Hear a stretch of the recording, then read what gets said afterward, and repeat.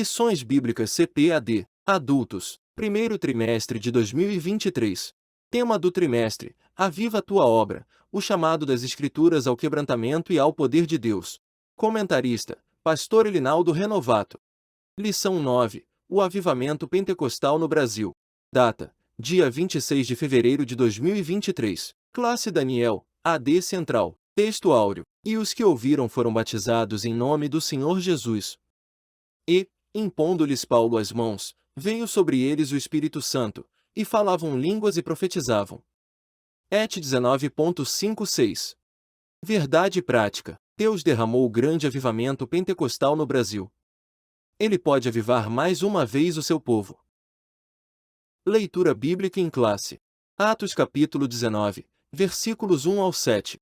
Sucedeu que, enquanto Apolo estava em Corinto, Paulo, tendo passado por todas as regiões superiores, chegou a Éfeso e, achando ali alguns discípulos, disse-lhes: Recebestes vós já o Espírito Santo quando crestes?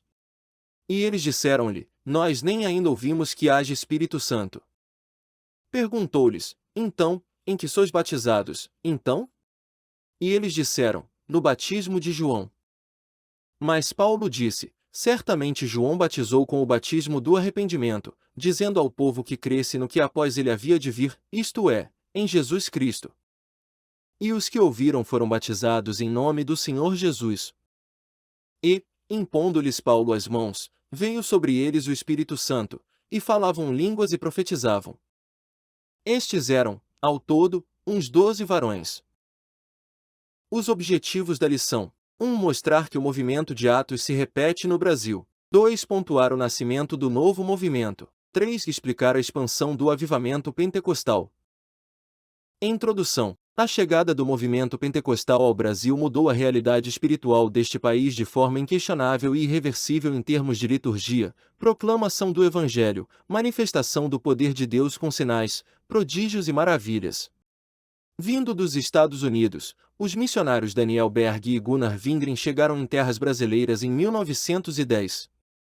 Por instrumentalidade desses servos, Deus iniciou o maior avivamento espiritual em terras brasileiras. O avivamento pentecostal no Brasil é o que estudaremos nesta lição. Palavra-chave: Pentecostes. Tópico 1. O movimento de Atos se repete no Brasil. 1. Pentecostes entre os salvos. Em Atos capítulo 19 versículo 2 há uma pergunta do apóstolo Paulo para os discípulos em Éfeso: Recebestes vós já o Espírito Santo quando crestes? Essa pergunta também pode ser feita assim: tendo crido, recebestes o Espírito Santo? E, também, recebestes já o Espírito Santo depois que crestes? As modalidades da mesma pergunta revelam um fato de acordo com o contexto do trecho de Atos capítulo 19 versículos 1 a 7. Os discípulos de Éfeso foram batizados em nome do Senhor Jesus, isto e, já tinham a fé salvífica. Em seguida, receberam o batismo no Espírito Santo por imposição de mãos. 2. A plenitude do Espírito Santo. Como vimos em lição anterior, há duas experiências distintas no livro de Atos dos Apóstolos. 1. A experiência de salvação. 2. O batismo no Espírito Santo. Em Atos 19, vemos essas duas experiências de maneira muito clara. Primeiro, os discípulos foram batizados em águas, e depois, receberam o Espírito Santo com imposição de mãos. Esse recebimento teve evidências físicas de línguas e profecias. A experiência do batismo no Espírito Santo é tão distinta da salvação que aquela pode ser identificada fisicamente por meio de línguas como confirmação do dom de Deus. Foi o que aconteceu com os discípulos em Éfeso. 3. Chamados por Deus. Algo semelhante aconteceu aqui no Brasil por intermédio de Daniel Berg e Gunnar Wingren.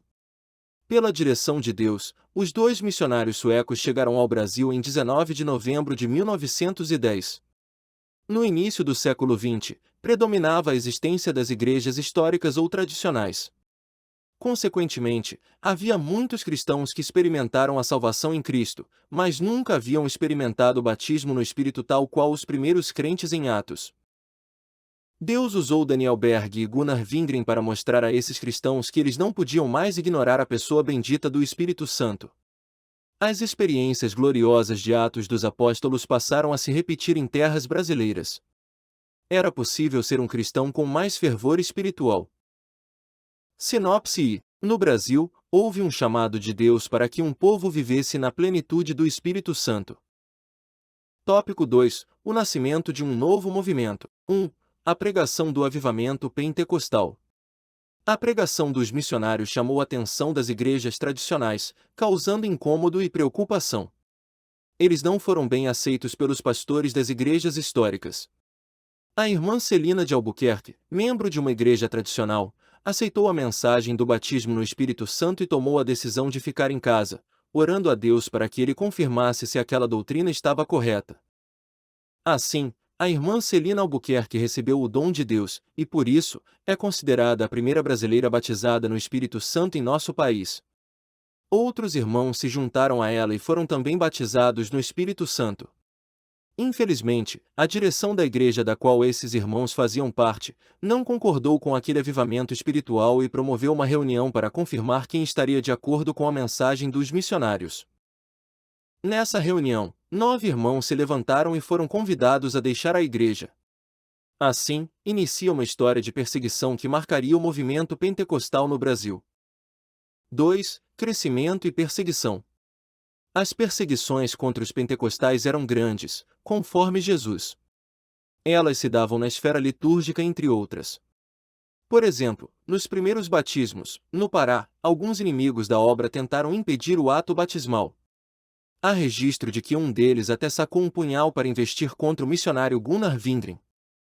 Foi a irmã Celina que impediu o crime jogando-se na frente do meliante. Outros registros mostram que, em Mosqueiro, no interior do estado, uma casa de pregação foi cercada e apedrejada. Os crentes tiveram de sair para se proteger. Histórias como essas são abundantes no desdobramento do movimento pentecostal no Brasil. Entretanto, o Senhor deu muitos livramentos ao seu povo. 3. Curas divinas. Se houve perseguições e dificuldades no início da obra, também houve intervenções gloriosas de Deus na vida do seu povo. No Diário de um Pioneiro, obra escrita pelo missionário Gunnar Vindring, veja o seguinte relato: uma irmã foi curada de uma enfermidade incurável no lábio. Um homem paralítico que estava moribundo, e não podia mais falar, foi curado e veio depois para nossos cultos. Uma criança, que estava moribunda com febre, foi curada. Um homem de idade que sofreu com hérnia por 9 anos foi curado. Um outro homem, que havia estado enfermo muitos meses com febre e tinha todo o seu corpo inchado, foi tanto curado, como batizado com o Espírito Santo. Ele também recebeu o dom de profecia. Um homem que viu seu filho morrer, tomou-o imediatamente nos braços e começou a invocar o nome do Senhor. Imediatamente, a criança voltou à vida. A esposa, quando viu o que aconteceu, se entregou ao Senhor. Esses são alguns dos muitos sinais poderosos que marcaram o avivamento pentecostal no Brasil. Eram os sinais de Deus confirmando a pregação dos nossos pioneiros. Sinopse. Segundo, o nascimento do novo movimento no Brasil teve pregação pentecostal, crescimento, perseguição e curas divinas. Tópico 3. A expansão do avivamento pentecostal. 1. Um modelo centrífugo. O avivamento espiritual fez com que a nossa igreja no Brasil buscasse um modelo de crescimento centrífugo, ou seja, de dentro para fora. Começaram cultos numa casa, num pequeno salão, num bairro, numa cidade. Os pentecostais evangelizavam pelas ruas, casas, escolas, hospitais. Mais adiante, os irmãos buscavam um local mais amplo para atender à expansão da obra. E o Senhor salvava, curava, batizada no Espírito Santo. O avivamento pentecostal foi crescendo de maneira nunca vista em nosso país. Estava acontecendo o que Jesus prometeu: mas recebereis a virtude do Espírito Santo, que há de vir sobre vós, e ser-me-eis testemunhas tanto em Jerusalém como em toda a Judéia e Samaria e até aos confins da terra. 2. Um crescimento acentuado. Os pentecostais do Brasil não crescem porque buscam pessoas em outras igrejas, mas crescem porque as evangelizam e as discipulam por meio do Evangelho de Cristo. Segundo dados do IBGE em 2010, os evangélicos eram constituídos de aproximadamente 42 milhões de pessoas. Desse número, a esmagadora maioria é de tradição pentecostal. Certamente, a próxima pesquisa do IBGE confirma a tendência de alta. Tudo isso foi fruto do poderoso avivamento pentecostal que Deus enviou para a nossa nação. Sinopse terceiro. Houve um modelo de crescimento centrífugo e, por isso, o movimento pentecostal obteve um crescimento acentuado. Conclusão. Antes do avivamento pentecostal em solo brasileiro, o que dominava o cenário religioso era o sistema de doutrina das igrejas históricas que não admitia o batismo no Espírito Santo, com sinal evidente de falar em novas línguas, bem como o exercício dos dons espirituais. Essas manifestações espíritas, fundadas na Palavra de Deus, são marcas do verdadeiro avivamento pentecostal no Brasil. Amém. Terminamos aqui a leitura da lição. A seguir temos a seção Revisando o conteúdo. São as perguntas e respostas, no final da lição, que servem para a revisão e fixação dos conceitos da lição. Isso para que você tenha um aprendizado melhor. Vamos lá? Pergunta 1. Que fato é revelado de acordo com o contexto de Atos capítulo 19 versículos 1 a 7? Resposta. Os discípulos de Éfeso foram batizados em nome do Senhor Jesus, isto é, já tinham a fé salvífica. Em seguida, receberam o batismo no Espírito Santo por imposição de mãos. Pergunta 2. O que se repetiu em terras brasileiras? Resposta. As experiências gloriosas de Atos dos Apóstolos passariam a se repetir em terras brasileiras. Pergunta 3. Com que a pregação dos missionários chamou a atenção? Resposta. A pregação dos missionários chamou a atenção das igrejas tradicionais, causando incômodo e preocupação.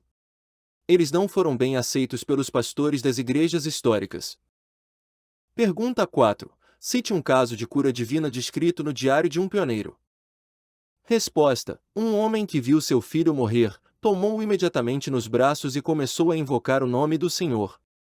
Imediatamente, a criança voltou à vida. Pergunta 5. Que modelo de crescimento esteve presente em nossa igreja no Brasil? Resposta. O avivamento espiritual fez com que a nossa igreja no Brasil buscasse um modelo de crescimento centrífugo, ou seja, de dentro para fora. Amém. Parabéns por ouvir o áudio completo da lição. Se você gostou, compartilhe o link dessa leitura da lição com alguém, ou mesmo em grupos de WhatsApp. Assim você estará sendo uma bênção na vida de outras pessoas e também contribuindo para o crescimento de nosso canal. Deus te abençoe, e tenha uma excelente escola bíblica dominical.